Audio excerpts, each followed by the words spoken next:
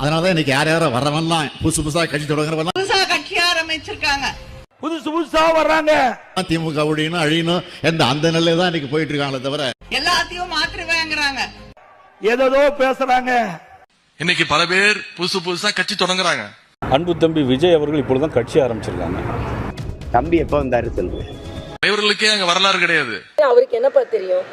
எத்தனை நாள் அரசியலை அவர் பின்பற்றி இருக்கிறார், அரசியல் ஞானம் பெற்று இருக்கிறார். இன்றைக்கு கட்சி தொடங்கி இருக்கிற விஜய், நான் 16 வருஷமா களத்தில் நிக்கிறேன். யாரு பெரியவன்னு சொல்லுங்க. ஒட்டு மொத்தமா எல்லாருமா சேர்ந்து இந்த விஜயை எதிர்க்கிறாங்க. ஏன்னா இந்த விஜய் ஊழலை எதிர்க்கிறான், லஞ்சத்தை எதிர்க்கிறான், மக்களோட மக்களா நிக்கிறான். அந்த மக்கள் அவன் கூட நிக்கிறாங்க. அந்த காண்டு எப்படி? அந்த காண்டு தான் ஒட்டுமொத்தமா எல்லாருமா சேர்ந்து ஒருத்தனை எதிர்க்க காரணம்.